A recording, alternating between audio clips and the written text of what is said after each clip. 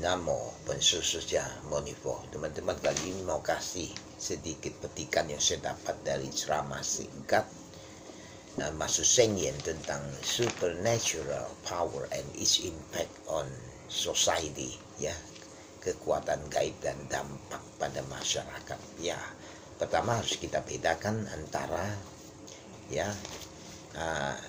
gaib dan fisikis.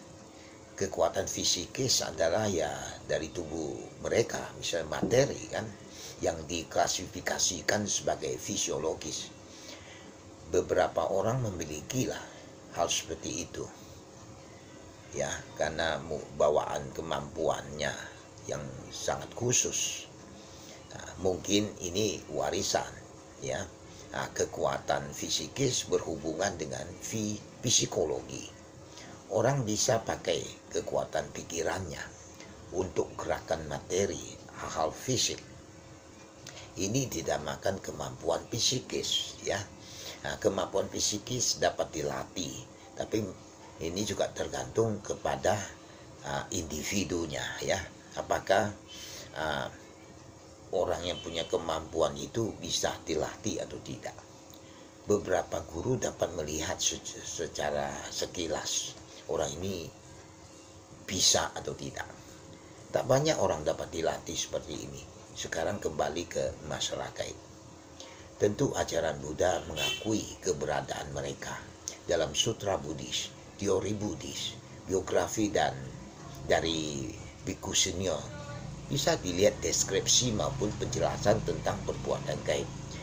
Nah, dengan semua ini kita tidak bisa berkata mereka tidak ada. Mereka bisa dihasilkan dengan 3 cara. Pertama, kekuatan gaib hasil dari latihan karma masa lalu, kekuatan karma lalu, ya. Jadi sejak dia lahir sudah punya punya kemampuan seperti itu. Nah, beberapa orang ya apa itu istilahnya itu dari jiwa atau ya. Nah, terus ya mereka baru dilahirkan saja sudah punya istilahnya punya tingkat kemampuan begitu, ya. Jadi hasil pelatihan karma lalu lah, kekuatan karma masa lalu. Apakah itu istilahnya punya tingkat yang besar atau kecil, ya. Nah, terus saya banyak bertemu orang semacam itu, ya. Nah, bukan hasil latihan gitu. Artinya sejak lahir sudah punya kemampuan seperti itu, ya. Nah, yang kedua melalui hasil latihan, ya, meditasi, konsentrasi, ya. Ya, banyak metode kan untuk meditasi.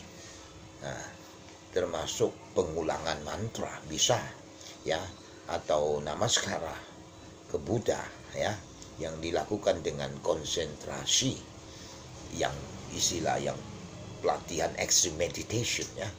Kekuatan gaib bisa termunculkan. Bisa juga dengan kekuatan gaib bantuan orang lain.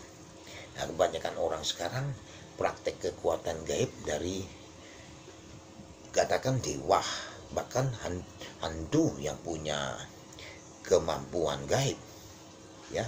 Seorang guru dapat berilah mereka inspirasi atau blessing atau berkah, dikombinasikan dengan penerimaan siswa.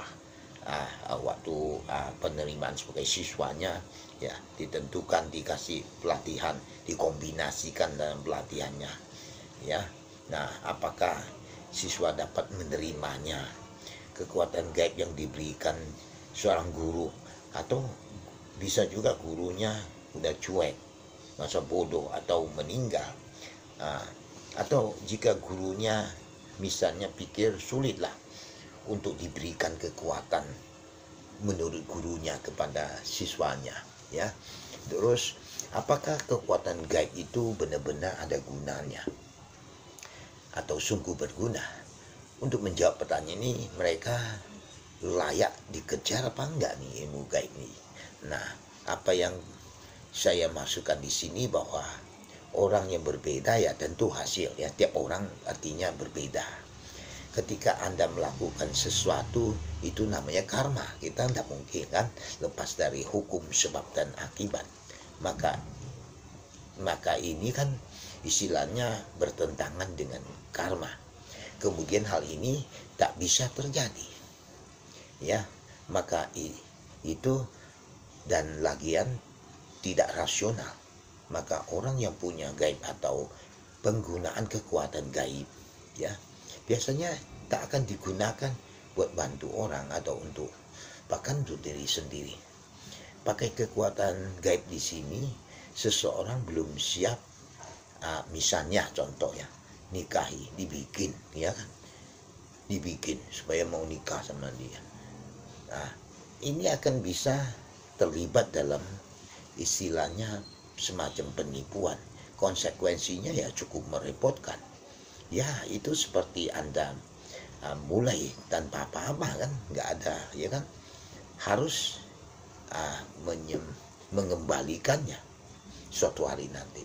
Nah kalau Anda melakukan hal seperti itu, orang nggak cinta Anda bikin, nah karma sebegini ini suatu hari akan berbuah. Ini benar-benar tak layak sama sekali ya, artinya mencintai orang dengan tidak bijaksana. Orang nggak mau dibikin, mau dengan kekuatan gaib, pakai gaib hantu misalnya ya.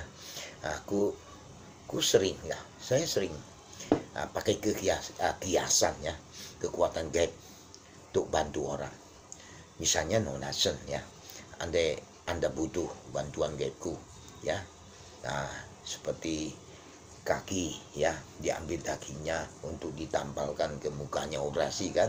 Nah hasil operasi juga nggak akan bisa perfect sekali, nggak akan sempurna. Tapi daging yang diambil dari kaki itu tetap akan cacat ya kan, tak akan bisa sebagus yang awalnya. Nah, itu tak akan sempurna kan, diperbaiki. Nah sepotong daging yang di kaki kan, tak perbaiki untuk pakai wajah itu. Nah tentu ini bukan hal yang sehat lah istilahnya, bukan cara yang baik ya. Kalau soal gaib misalnya, Monggalana itu tak terkalahkan itu soal gaib.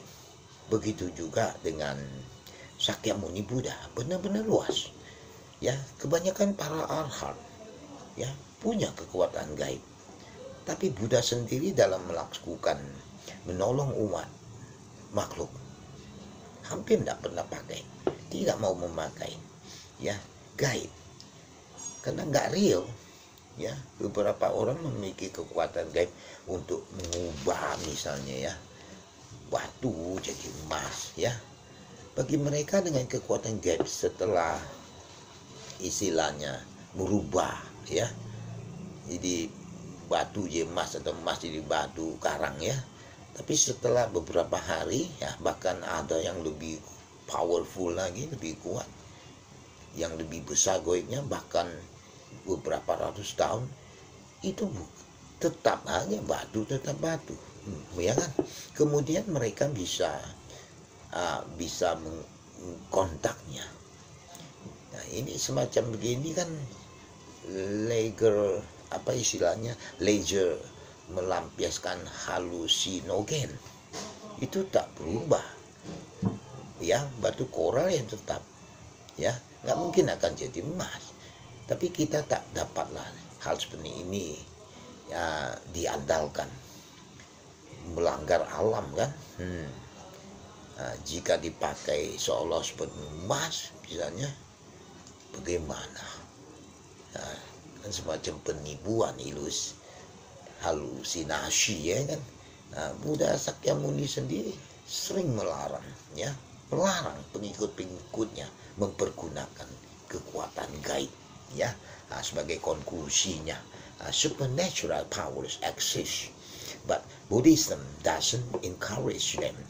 Frequent use of supernatural powers can disrupt society and endanger one's own future.